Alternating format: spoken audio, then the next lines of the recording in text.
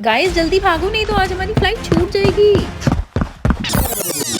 जी हाँ, कुछ ऐसा ही होने वाला था हमारे साथ 5 नवंबर की सुबह।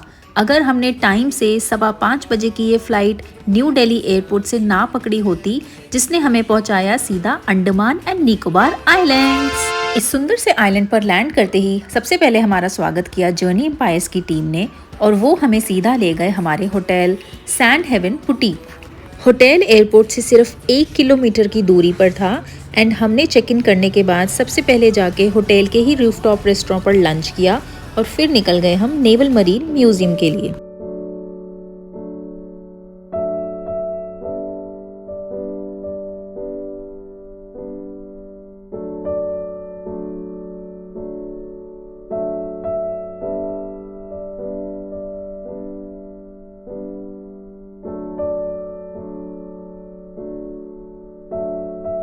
अगर आप अंडमान अपने बच्चों के साथ ट्रैवल कर रहे हैं तो इस म्यूज़ियम को अपनी आइटनरी में ज़रूर रखें। इस म्यूज़ियम में आपको आइलैंड की हिस्ट्री से लेकर मरीन लाइफ के बारे में सब कुछ बहुत अच्छे से एक्सप्लेन किया गया है, तो आपके बच्चे ज़रूर इंजॉय करेंगे। तो गाइज़, यहाँ पर आपको एक निकोबारी हट का मॉडल भी देखने के लिए मिलेगा एंड यू कैन सी कि ट्राइबल लोग जो हैं वो किस तरीके से रहते हैं एंड वो हंटिंग के लिए क्या टूल्स यूज़ करते हैं, उनके क्लोथ्स किस तरीके के होते हैं। तो ये जो ट्राइब आप देख रहे हैं इनका नाम है जरावा ट्राइब्स। तो अगर आप भी इनको देखना चाहते हैं तो उसके लिए आपको जाना पड़ेगा बारातंग आइलैंड, बट आप उनकी पिक्चर्स बिल्कुल भी क्लिक नहीं कर सकते और ना ही आप उनसे इंटरैक्ट कर सकते हो। तो क्योंकि हमारा स्कूबा डाइव करने का प्लान था तो हमने सोचा क्यों ना अंडर वाटर की थोड़ी सी पढ़ाई कर ली जाए। तो हम आ गए इस सेक्शन में डिफरेंट टाइप ऑफ कोरल्स की स्टडी करने।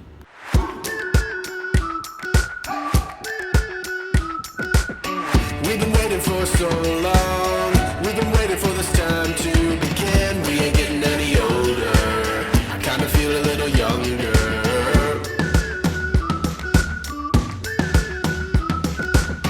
Run away and embrace the day. The sun is out, won't go away.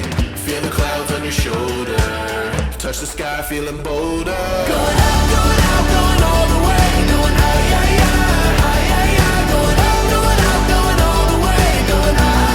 Marine museum visit करने के बाद हम पहुंच गए सीधा Cellular Jail light and sound show के लिए। इस शो में इंडिया के फ्रीडम फाइटर्स और उनकी हिस्ट्री और साथ ही काला पानी की हिस्ट्री भी बहुत अच्छे से नरेट करी गई थी, लेकिन हम यहाँ पर रिकॉर्डिंग नहीं कर सकते हैं। सेलुलर जेल के बाद हम पहुँच गए वापस अपने होटल एंड हमने वहीं पर ही डिनर करा एंड देन हम सो गए। It's day 2 in Andaman and हम सुबह सुबह उठकर फटाफट से रेडी होकर पहुंच गए अपने होटल का बुफे एंजॉय करने, बिकॉज़ इसके बाद हमें जाना था सेलुलर जेल जो कि ओपन होता है ठीक 9 बजे।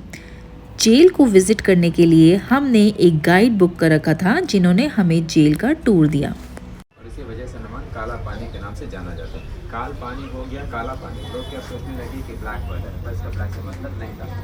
सेलुलर जेल का फांसी घर अंग्रेजों का स्वामी खुले में ही फांसी देते थे, तो लोगों ने रूम जैसा बना दिया। ऊपर एक लकड़ी का बीक है, ओरिजिनल है, नीचे का प्लेटफॉर्म भी ओरिजिनल है, रस्सी बदल दिया। 3 लोगों को इकट्ठा फांसी दे सके ऐसा व्यवस्था भी था। अंदर लेफ्ट साइड में लोहे का लीवर है, वो लीवर खींचेगा, प्लेटफॉर्म नीचे को खुलेगा। तो गाइड ने हमें बताया कि किस तरह से सेलुलर जेल में फ्रीडम फाइटर्स को जो है काला पानी की सज़ा दी जाती थी। उनसे ऑयल निकलवाया जाता था और उनसे बोला जाता था कि वो पर डे इतना ऑयल निकालें, जो कि एक ह्यूमन बीइंग का निकालना पॉसिबल ही नहीं है। सेलुलर जेल का कंस्ट्रक्शन ब्रिटिशर्स ने किया था एंड इसमें टोटल 7 विंग्स बनाई गई थी, लेकिन अब सिर्फ 3 विंग्स ही बची हैं एंड ये इस तरीके से कंस्ट्रक्ट करी गई थी कि कोई भी प्रिजनर जो है आपस में बातचीत ना कर पाए।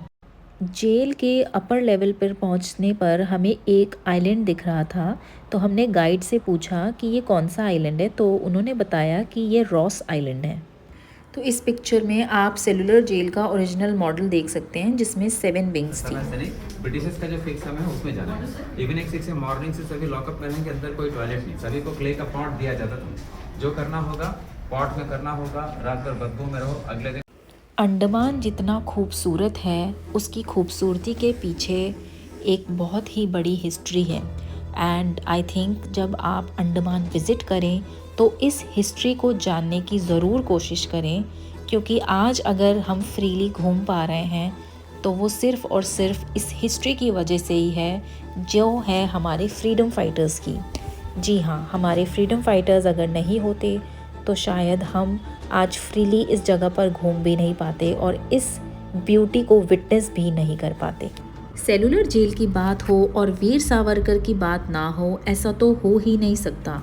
काला पानी की सज़ा सुनाए जाने वाले फ्रीडम फाइटर्स में से एक फ्रीडम फाइटर थे वीर सावरकर, जिनके ऊपर एक मूवी भी बनी है एंड अब पोर्ट ब्लेयर एयरपोर्ट को भी उनके नाम से ही जाना जाता है।